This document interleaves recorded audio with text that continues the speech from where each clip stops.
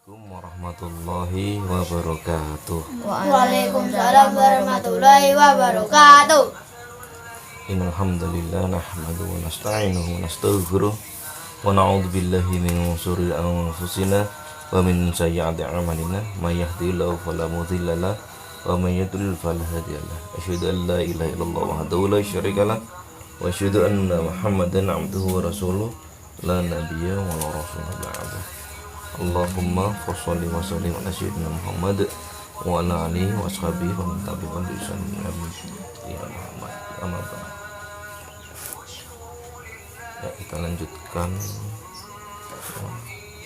dari subtema diutusnya Nabi Muhammad SAW sebagai perwujudan doa Nabi Ibrahim. Selanjutnya yang kemarin ya, orang-orang yang dibersihkan oleh Islam ruhnya dan jiwa mereka berada di surga dunia. Perhatikan ini, berada di surga dunia, baik pada zaman dahulu maupun sekarang.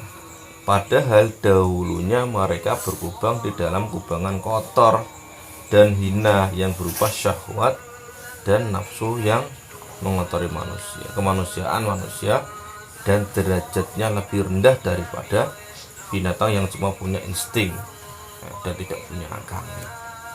Binatang jauh lebih bersih kedudukannya dibanding manusia hina yang hidup tanpa iman. Ini manusia yang hidup tanpa iman itu ya, kedudukannya lebih hina daripada binatang, karena binatang tuh cuma diberi insting saja, nggak diberi akal. Kalau kita kan diberi akal ya, bisa membedakan yang baik dan yang benar ya, bisa berpikir ya tentang keberadaan kita, bisa berpikir ya, menalar kenapa kita ada, terus berpikir bahwa pastinya kita tidak tiba-tiba ada. Walaupun ada yang mempunyai teori manusia tiba-tiba ada gitu. Tapi itu juga bagian daripada berpikir ya. Itu bagian daripada berpikir. Ada pikiran seperti itu ya, tapi ada petunjuk dari Allah.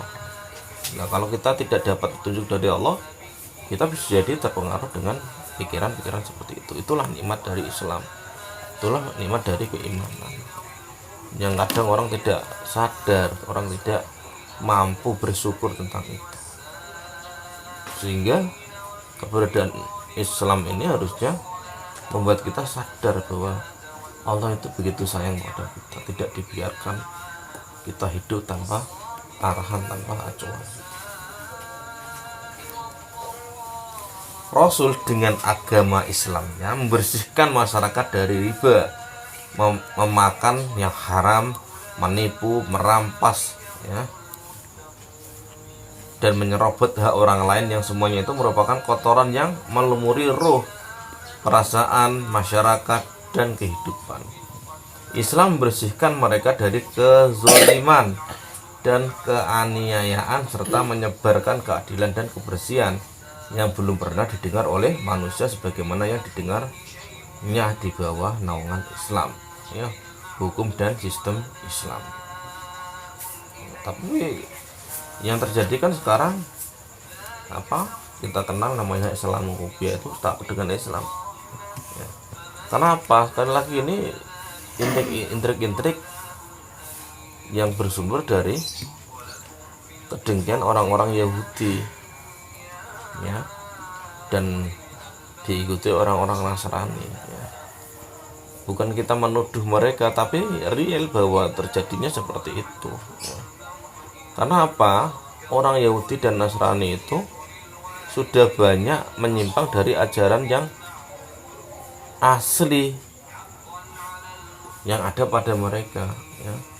Ya, orang Yahudi dikasih kitab Taurat ya, Bani Israel. Orang Nasrani dikasih kitab Injil. Tapi sudah banyak dirubah ya, sudah banyak dirubah, banyak disesuaikan dengan keinginan manusia, keinginan mereka, keinginan pemimpin-pemimpin agama mereka. Inilah yang menjadikan Islam turun, Islam lahir, ya, maksudnya Islam yang dibawa oleh Rasulullah turun, Rasulullah diangkat di muka bumi ini, ya. Karena kalau belum ada kebejatan, belum ada pengingkaran, belum ada perekayasaan kitab-kitab terdahulu, ya mungkin Rasulullah belum diangkat seperti itu. Karena sudah ada dirubah-rubah kitab Taurat dan Injil, bahkan yang pengganti Injil itu pengganti Taurat itu namanya Talmud, itu dibuat-buat oleh pendeta-pendeta Yahudi sesuai dengan keinginan mereka. Sehingga ketika Islam meluruskan dan mengingatkan kembali ajaran-ajaran mereka, ya, ajaran-ajaran yang ada pada mereka, yang ada di dalam kitab mereka, yang dibawa oleh nabi mereka yaitu Nabi Musa, dan yang dibawa oleh Nabi Isa, itu untuk orang yang jadi pegangan orang-orang Nasrani, ya. Mereka kelabakan, terkejut, ya, dan di saat yang sama ingin membela diri, ya, ingin membela diri. Belum ada yang menuduh, mereka sudah tertuduh. Orang yang melakukan kesalahan, orang yang melakukan kesalahan dengan sadar, ya, bahwa dia telah melanggar sebuah aturan, apalagi ini sebuah akidah. Ketika ada yang meluruskan, dia pasti akan melawan.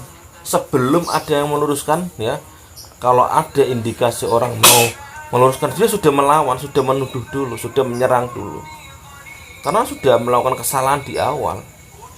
Dia sadar kalau sampai, ya, kebenaran itu menyentuh dia habis.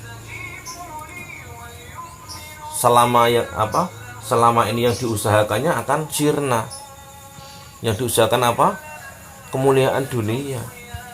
Yang diusahakan memperoleh harta, memperoleh pengaruh dari orang lain, ya. Karena kalau pengaruh yang berhubungan dengan keyakinan, yang berhubungan dengan agama, itu sangat kuat pengaruhnya, ya. Sehingga mereka pintar sekali bahwa itu sangat berpengaruh, sehingga salah satu fitnah yang dimunculkan itu sekularisme, ya. Jangan mencampur agama dengan urusan negara, urusan politik, urusan apapun.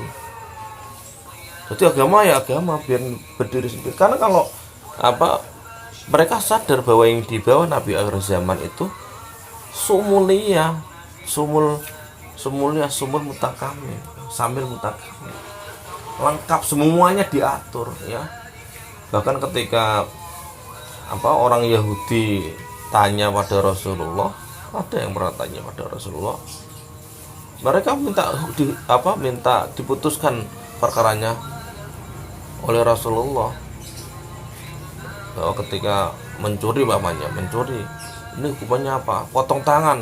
Sementara itu anaknya pemuka Bani Israel, pemuka Yahudi, ya betul, kalau mencuri ya potong tangan, gitu. Mereka malah nggak terima, nggak ada zaman Nabi Musa, ini nggak ada di dalam Taurat, nggak ada, makanya disempurnakan dengan Islam.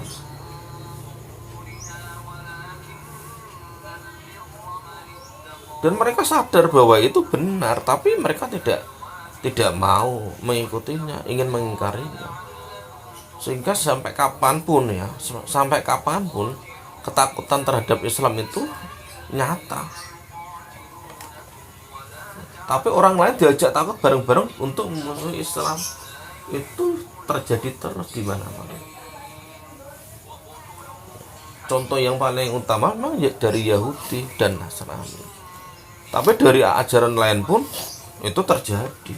Di India dari Hindu yang membantai orang-orang Islam, ada di Myanmar dari Buddha. Nah, seperti itu. Tapi kalau Islam yang menguasai sebuah negeri, tidak ada pembantaian tanpa alasan. Berbeda dengan ketika mereka menyatakan bermusuhan dengan Islam atau menyatakan perang dengan Islam, seperti yang terjadi pada orang-orang Yahudi di Madinah. Nah, mereka terlanjur dari awal memusuhi Rasulullah, hingga ada perang-perang yang konteksnya perang dengan kaum Yahudi, yaitu perang Khaybar, perang Bani Quraiqah, perang Bani Nazir. Seperti itu banyak yang berhubungan dengan Yahudi, karena mereka berkhianat. Tidak langsung diserang begitu, tidak, karena Islam rahmatan lil alamin. Ada perjanjian damai, ya, ada aturan. Ketika mereka melanggar aturan, nah ini yang Islam harus menegakkan, ya.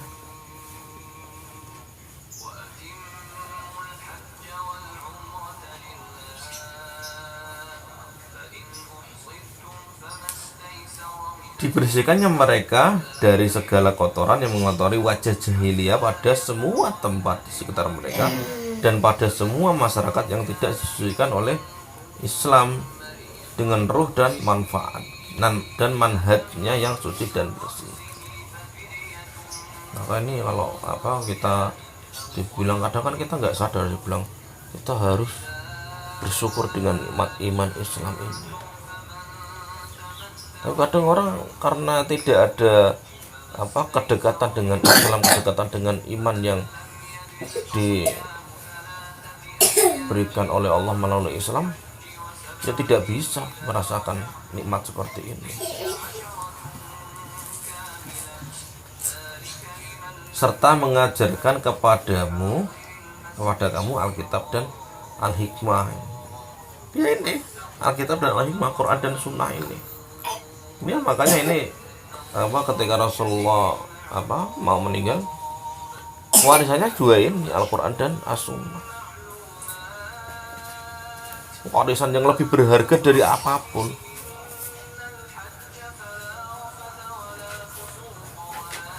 Dalam kalimat ini tercakup segala hal yang disebutkan di muka, yaitu pembacaan ayat Al-Quran dan penjelasan terhadap materi pokok di dalamnya, yaitu hikmah.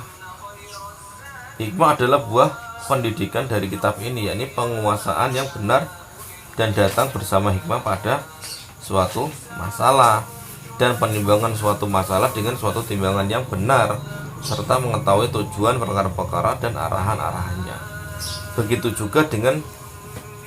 juga akan terrealisir hikmah ini secara massa, mendapatkan bimbingan dan penyucian dari Rasulullah SAW dengan ayat-ayat Allah dan mengajarkan kepada kamu segala sesuatu yang belum kamu ketahui, dan tidak mungkin, ya ada sebagian, dan tidak mungkin kita ketahui tanpa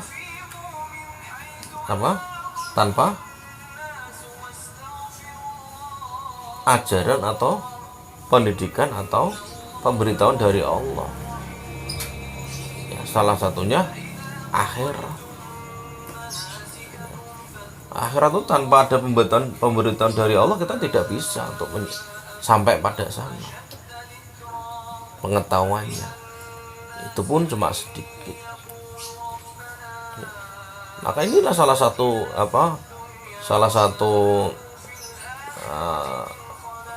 rahasia dari iman itu. Iman itu kita diuji dengan sesuatu yang sebagian besar tidak tampak, sebagian besar gaib, tapi kita harus mengimaninya. Kita cuma diberi indikator-indikatornya atau unsur-unsur ciri-cirinya, tapi kita tidak tidak dikasih tahu secara pasti. seperti apa, bentuknya seperti apa.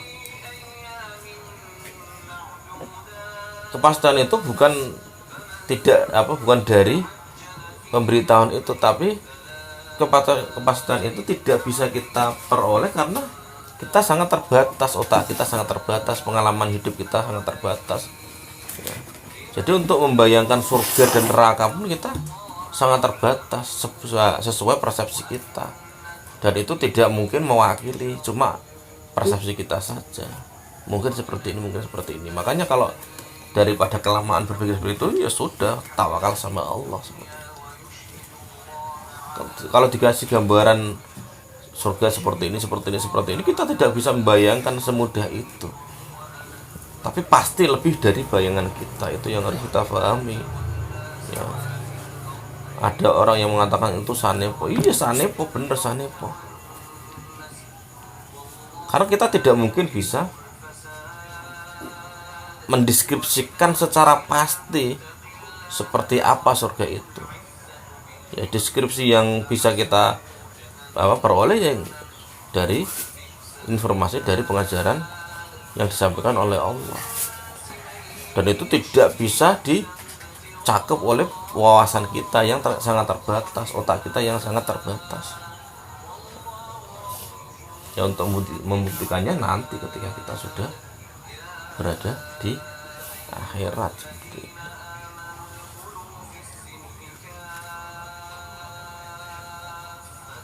Karena banyak ajaran yang tidak dari Allah langsung, tidak bisa memahami konsep bagaimana hari akhir, bagaimana surga neraka.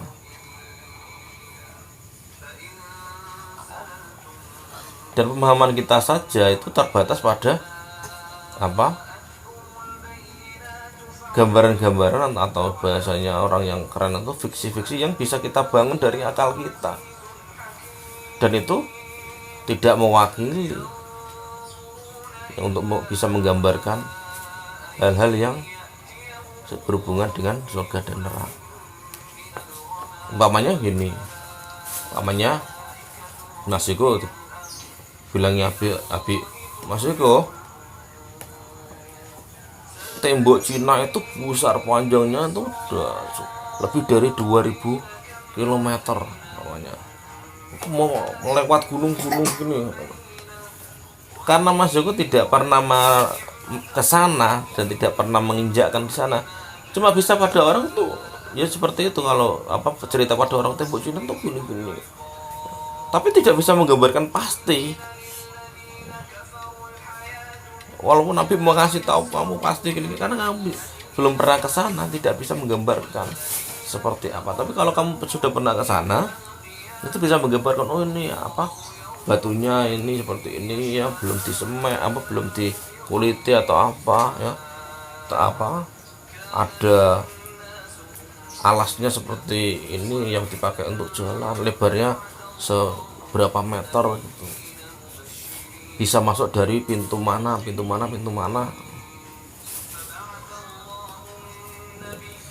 Itu yang yang bisa kita bayangkan ya seperti itu. Kayak kita diberitahu oleh Allah, tapi karena kita belum pernah ke sana dan otak kita tidak sampai untuk menggambarkan yang seperti itu, ya kita cuma bisa mengatakan ya seperti ini, tapi itu belum mewakili kemungkinan seperti ini. Atau kita mau sampaikan saja seperti yang disampaikan oleh Allah dan Rasulnya, nggak usah banyak tambahan. Takutnya kita salah seperti ini ya.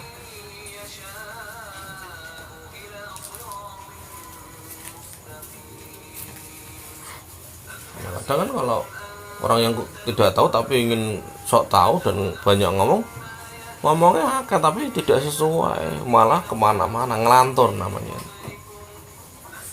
Ini adalah sesuatu yang pasti pada umat Islam ya. Sungguh Islam telah memilih mereka dari lingkungan bangsa Arab yang pada waktu itu tidak berpengetahuan sama sekali kecuali sangat sedikit dan berserak-serakan yang layak untuk kehidupan kabilah-kabilah di padang pasir, kota-kota kecil atau pedalaman. dengan datangnya Islam, jadilah mereka sebagai umat yang memimpin manusia dengan kepemimpinan yang agung, bijaksana, jelas dan lurus. Diwalek grempian biasanya seperti itu. Asalnya orang ngerti apa-apa, ujuk-ujuk bisa memimpin dunia seperti itu. Ya. Inilah nikmat yang tidak bisa diukur dengan apapun. Kasih sayang Allah yang tidak bisa diganti dengan apapun. Ya. Kita ibaratnya kita beribadah sekuat apapun tidak bisa untuk mengganti ini. Ya. Kedudukan yang asalnya rendah menjadi agung seperti ini tidak bisa. Makanya tidak pantas kalau kita tidak bersyukur. Tidak pantas kalau kita tidak ikhlas dalam beramal hanya untuk Allah.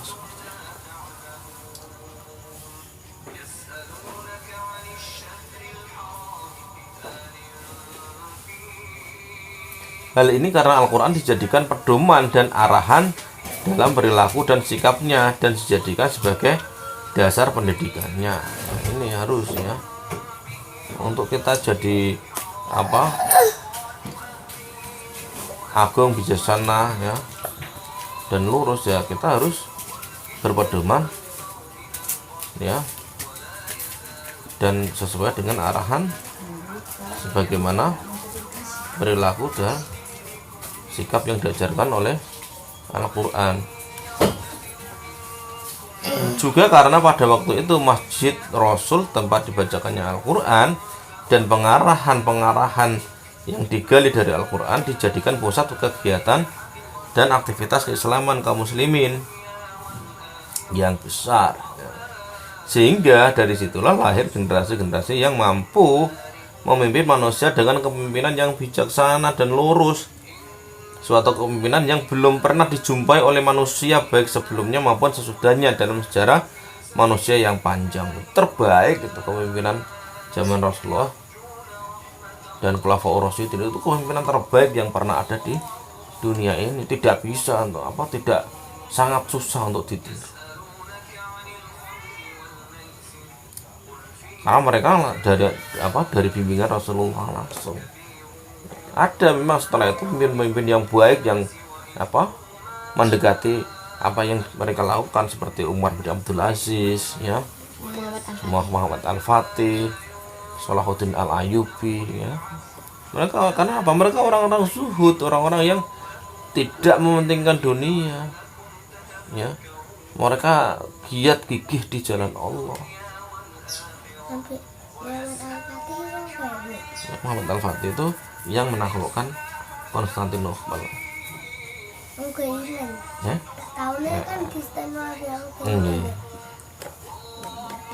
Jika umat Islam ingin kembali melahirkan generasi yang andal dan canggih dalam mengemban kepemimpinan yang lurus, jalannya tidak lain adalah kembali dan beriman secara benar kepada Al-Quran, ya, sesuai dengan Al-Quran yang diajarkan Al-Quran. Kalau tidak sesuai ya susah kita, karena banyak celah yang bisa dimasuki oleh orang-orang non-muslim untuk menghalang-halangi Islam diwujudkan dalam kehidupan yang real. Karena kalau mereka sadar kalau sampai Islam memimpin ya udah habis mereka, bukan habis mereka diberangus, tidak. Konsep-konsep mereka kalah jauh ya. Sehingga kalau otak manusia sudah mulai canggih dan bisa memilah dan memilih ya, terus Islam menunjukkan kepemimpinan yang benar, ya udah ini memang yang paling benar. Secara naluri orang akan bisa menilai seperti itu. Dan menjadikan Al-Quran sebagai manhaj dalam kehidupan, bukan sekedar nyanyian untuk diperdengarkan kepada telinga ya, bukan sekedar nyanyian ya. Ini yang harus kita pahami ya, makanya kita harus hidup bersama Al-Quran, hidup berpedoman pada Al-Quran ya. Pahami berarti Ya harus kita pahami ya, kalau ya. Ya, kita tutup dengan doa kafaratul majelis. Subhanakallahumma wa bihamdika asyhadu an la ilaha illa anta astaghfiruka wa atubu ilaik. wallahu muwaffiq ila aqwamit thoriq. Assalamualaikum warahmatullahi wabarakatuh. Waalaikumsalam warahmatullahi wabarakatuh. Yes. Hey, hey, hey.